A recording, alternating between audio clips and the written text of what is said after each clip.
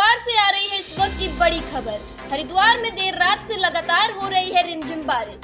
बारिश के कारण कई लोगों को करना पड़ रहा है दिक्कतों का सामना। पहाड़ों में हो रही बर्फबारी के कारण मैदानी क्षेत्रों में भी बड़ी ठंड। हरिद्वार की गलियां बारिश और ठंड के कारण पड़ी सूनी।